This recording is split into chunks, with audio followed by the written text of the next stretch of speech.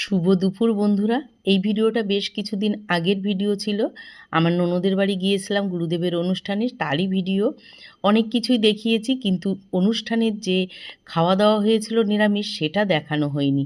কোথায় খাইয়েছিল, কারা দিয়া থোয়া করেছিল, কিছুই তোমাদের সঙ্গে এখনও শেয়ার করিনি। তাই তো মনে হলো শেয়ার করতে চলে আসলাম।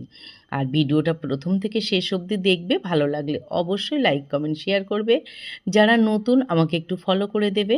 আর তোমাদের মতামতের আমার খুব প্রয়োজন। ভিডিওটা দেখতে থাকো। এটা হচ্ছে দুপুরবেলার খাওয়া দাওয়া ছিল। আমার ননদার বাড়িতে ঝামেলা করিনি, তাই হোম ডেলিভারি নিরামিষ খাবারই বলে দিয়েছিল। আর সেই খাবার যথারীতি এসে গেছে, আর খাবার দেওয়াও শুরু হয়ে গেছে। তোমরা দেখতে পাচ্ছ কত উৎসাহের সঙ্গে মেয়ে বৌমারা সবাই মিলে খেতে দিচ্ছে। আর খাবারের লোক যত না বসেছে, দেওয়ার লোক তার থেকে অনেক বেশি ছিল। সেই কারণে আমি আর দিতে যাইনি, আমি দূরে দাঁড়িয়ে ভিডিওটা করছিলাম। আর তোমরা ভিডিওটা দেখতে থাকো। তারপরে ওদের এক ব্যাচ খাওয়া হয়ে গেলে তার পরের ব্যাচে আমরাও বসে গেছি, কারণ লোক খুব একটা বেশি ছিল না। কিন্তু এটা কি বলো তো, একটু বাড়ির মেয়েদের একটু রিলিফ হয়েছে, সেদিনকে রান্না করতে হলো না, খাবারটা চলে এসেছে। কি কি খাবার এসেছে, হ্যাঁ এটাই তো বলার ছিল। প্রথমেই তো চিপস দেখতে পেলে, কারণ বাচ্চা কাচ্চা যখন আছে, এই চিপস না থাকলে তাদের চলবেই না। সেই জন্যই চিপসের প্যাকেটটাও অর্ডার দিয়েছিল। ঠান্ডা না পড়তে পড়তে আমার গায়ের চামড়া এত বিশ্রী হয়ে যায়, যেটা বলার কথা না। ওটাকে বাদ দিয়ে তারপরে ভিডিওটা দেখো।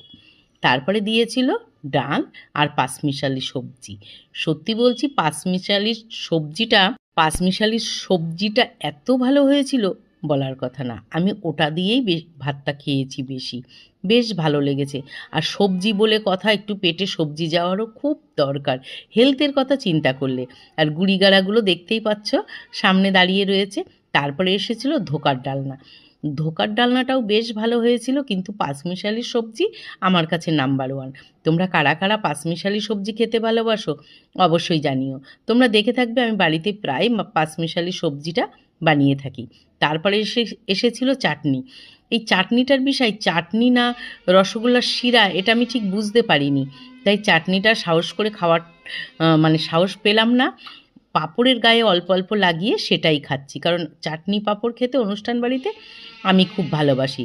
আর আমগুলোও যেন চাটনির সঙ্গে মিলমিশ করতে চাচ্ছে না। মান অভিমানের পালা চলছে মনে হয়। সেই জন্য আমগুলো একটু খাড়া খাড়া। দেখি আমটা ভেঙে কেমন হয়, নরম হয়েছে কি না। হ্যাঁ একটু নরম হয়েছে, কিন্তু ওই যে রসগোল্লার শিরার মধ্যে দিয়েছে তো, ওই জন্য ওর একদম পছন্দ হয়নি। ও চেয়েছিল একটু চিনির মধ্যে ফুটবে, বেশ গায়ের ভেতরে রস যাবে। তারপরে এসেছিল সেই সাদা সাদা রসগোল্লা, যেটা আমি একদম